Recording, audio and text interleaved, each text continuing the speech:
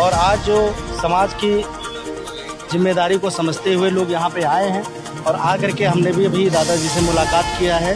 वो भी जो है अस्वस्थ हैं, तो इसलिए पूर्णतया लोगों से नहीं मिल पा रहे हैं। और जो परिवार में उसको दहशत बनी हुई है, धमकाया जा रहा है, जबरन जो है उनको सुलह समझौता करने के लिए जबरन किया जा रहा है। उनके लिए सरकारी सुरक्षा मुहैया होना चाहिए और सम्मानजनक उनका मुआवजा होना चाहिए। ये तमाम सारी काकोरी लाइन में आज हम आए हैं काकोरी आदिवासी समाज के साथ काफ़ी अन्याय हुआ है और हमारे साथ आए हुए हैं डॉक्टर आर.के. यादव। हम उनसे बातचीत करते हैं। सबसे पहले आपका बहुत बहुत धन्यवाद इस चैनल में। और आज जो घटना हुई है ये बहुत ही निंदनीय घटना है, शर्मसार घटना है। और इसको अभी हम थाना पे जा कर के एससीओ साहब और कप्तान साहब थे, उन्होंने आश्वासन दिया है और मैंने मांग की है कि इस पीड़ित परिवार रामदाल दादा को लंबे समय से बीमार चल रहे थे, उनको न्यायिक नियमित रूप से इलाज होना चाहिए। और जो परिवार में उसको दहशत बनी हुई है, धमकाया जा रहा है, जबरन जो है उनको सुलह समझौता करने के लिए जबरन किया जा रहा है, उनके लिए सरकारी सुरक्षा मुहैया होना चाहिए और सम्मानजनक उनका मुआवजा होना चाहिए। ये तमाम सारी घटनाओं को जो हम मांगों को लेकर के हमने ज्ञापन दिया है। यहाँ पर मुख्य कारण क्या था जो ऐसा आप लोग यहाँ पे इकट्ठा हुए हैं आदिवासी समाज के कारण? देखिए, ये कहीं ना कहीं सामंत विचारधारा के लोगों ने ये कृत्य किया है। ये कृत्य जो किया है बहुत ही निंदनीय है। और आज जो समाज की जिम्मेदारी को समझते हुए लोग यहाँ पे आए हैं और आकर के हमने भी अभी दादाजी से मुलाकात किया है। वो भी जो है अस्वस्थ हैं, तो इसलिए पूर्णतया लोगों से नहीं मिल पा रहे हैं जी। और दादा काफ़ी समय से मतलब स्वास्थ्य उनका खराब भी चल रहा है, दवाई भी खा रहे। ऐसा क्या हुआ था जो मंदिर के अंदर वो गए, उनके साथ अन्याय हुआ? नहीं, देखिए, वो कहीं ना कहीं अस्वस्थ थे और अस्वस्थ होने के कारण उनका पेशाब हो गया और उसको जो भी सामंतवादी विचारधारा के लोगों ने चटवाने का काम किया है, ये बहुत ही गलत है और ये कतई हम लोग बर्दाश्त नहीं करेंगे। और जिस मांग को लेकर के आश्वासन पुलिस प्रशासन से सरकार की तरफ से मिला है, अगर उस आश्वासन पे खड़े नहीं उतरते हैं तो एक बहुत बड़ा आंदोलन करने की हम लोग रणनीति करेंगे। दादा किस समाज से जुड़े हैं और जो अन्याय जिसने किया है वो किस समाज से है?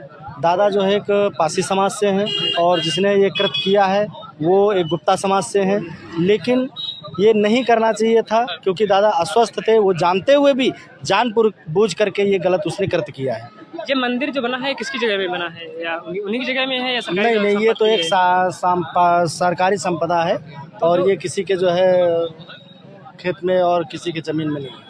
जो जिसने मुंह चटाया है दादा को, वो किस लिए चटाया है? ये छोटी जात से थे इसलिए चटाया है कि नीचा दिखाने के लिए? वो कहीं ना कहीं सामंतवादी विचारधारा के होने के नाते उसने जो है अपमानित करने का काम किया, बेइज्जत करने का काम किया है। इस वजह से उसने ये कृत्य करने का काम किया है। और हमेशा मैं देखता आता हूँ जैसे कि एससी समाज, बहुजन समाज ऐसे ही लोगों के साथ अत्याचार करते। किसी का होता है ना तो किसी का संरक्षण होता है, किसी के ऊपर छत्रछाया होती है, संरक्षण होता है, तभी ये करते हैं। नहीं तो पुलिस प्रशासन चाहे ना तो एक दिन में 24 घंटे के अंतर उनको सुधार करके एक लाइन के किनारे लगा देगी। और वो अभी गिरफ्तारी उसकी हुई है नहीं हुई है? देखिए, गिरफ्तारी तो एक मौखिक तौर पर है, लेकिन अभी जो है आश्वासन दिया गया है। लेकिन मैं तो कहता हूँ कि गिरफ्तारी है तो उसको प्रेस नोट प्रशासन द्वारा जारी की जाए, उसको सबके सामने किया जाए। अगर गिरफ्तारी हो गई, संतोषजनक अगर कार्रवाई हो गई है तो यहाँ क्या जरूरत है पब्लिक भीड़ लगाने की? कोई जरूरत नहीं। सूत्रों की अगर माने तो कह रहे हैं कि वो उसका स्वास्थ्य खराब है तो एडमिट है हॉस्पिटल में।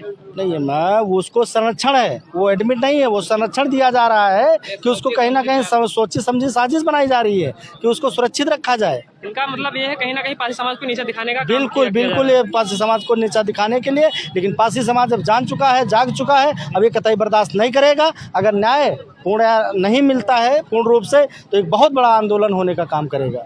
और मैं जैसा देख पा रहा हूँ कि मैंने काफ़ी जिलों में देखा, काफ़ी जगह पे देखा है, हमेशा ही पासी समाज के साथ ही अत्याचार हुआ है। कहीं ना कहीं मार दिया गया है, मुँह चटाया गया है, या कहीं कहीं जैसे कि अभी टावा में एक कांड हुआ था पंडित जी। नहीं, देखिए, ये स्पेशली जाति को नहीं कह सकते। अभी जैसे कल की घटना लो, एक यादव समाज के बच्चा था, वो स्कूल गया था, उसने अध्यापक ने कहा कि पढ़ने की क्या जरूरत है, जाके भैंस चराओ। ये कौन सी? ये हमारा हक अधिकार है, किसी के बाप की बदौलत थोड़ी है। जैसे हम पंडित जैसे कि दादा का क्या कहना है, वो क्या कह रहे हैं कि हम सुलह करेंगे या नहीं करेंगे? नहीं, सुलह करेंगे। जब वो मुँह तुम चटाए हमको मुँह खुद चाटो। क्या सुलह की कोई बात ही नहीं, ये तो सामंतवादी काम है। ये सुलह का तो कोई मतलब ही नहीं। क्या नाम है आपका? संतोष कुमार। कहाँ रहने वाले हैं? हम यहीं रहते हैं। दादा आपके कौन लगते हैं? ये महल्ले में हम रहते हैं।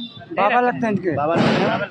तो आपके बाबा को जब इन्होंने मुँह चटाया है, आप यहाँ नहीं थे क्या? नहीं, हम नहीं थे, लेकिन बाद में खबर हुई। यहाँ होते तो कैसे होता? वो चटा के यहाँ से निकल गया था क्या? नहीं, वो असल में इनका पूरा परिवार, ये जो हमारा मंदिर है, ये मंदिर के ट्रस्टी हैं जी। और परिवार के संरक्षण में इनका ये पूरा मंदिर मंदिर। किसकी जगह में बना है? उन्हीं की जगह में है या सरकारी जगह में है? मंदिर तो सार्वजनिक है। तो इसका रजिस्ट्रेशन होगा सरकार के पास? नहीं है उसका। जी। उसका रजिस्ट्रेशन नहीं है। उसका रजिस्ट्रेशन नहीं है। धन का बना हुआ है भाई। आप भाई क्या कहना चाहते हैं? मैं बाबा रामपाल पासी जी के द्वारा जो पर जो ये आपत्तिजनक व्यवहार हुआ, उनको पेशाब चटाई गई। किसी के कारण मान लो स्वास्थ्य गड़बड़ होने के कारण उनको पेशाब हो गई मंदिर परिसर में, तो उस व्यक्ति को ऐसा नहीं करना चाहिए था। ये तो आरएसएस और सामंतवादी सोच के विचारधारा के लोग हैं, जो इस दलित समाज, बहुजन समाज के लोगों को बार बार प्रताड़ित करते रहते हैं। हम कहना ये चाहते हैं कि इस समाज में, बहुजन समाज में जितने लोगों पर अत्याचार हो रहे हैं, उनके खिलाफ जो कर रहे हैं, करने वाले को सख्त सजा देने का प्रावधान किया जाए। और शासन प्रशासन से हमारी मांग है कि मैं तब तक चुप नहीं बैठूंगा हम लोग जब तक उसको जेल के सलाखों में नहीं डाला जा सकता। जैसे कि बहुत लोग मैंने देखा है कि पासी समाज को और समाज जैसे और समाज को लेके चलते हैं, तो जो है उनको दलित शूद्र बोलते हैं। ये कहाँ से दलित और शूद्र कहाँ से है? ये सब आरएसएस और मनवादियों की सोच है। हम आपको दलित और जात बिरादर में बांटे हुए हैं, इसलिए कि हम लोग एक पास ना बैठ सकें, इसलिए हम पर वो हावी हो सकें, हम पर शासन कर सकें। ये एक आरएसएस के प्रोपेगेंडा है। और जो जैसे सरकार कहती है सबका साथ सबका विकास, ये एक जुमलेबाजी है। ये शासन प्रशासन केवल हिंदू उस समय मानती है जब तक उसको वोट लेना होता है। वोट के बाद दलित समाज उस हिंदू नहीं बचता है। योगी बाबा कहते हैं जैसे कोई अपराधी है तो हम उसका बिल्डोजर से कार्रवाई करेंगे उसकी। बिल्कुल जुमला है।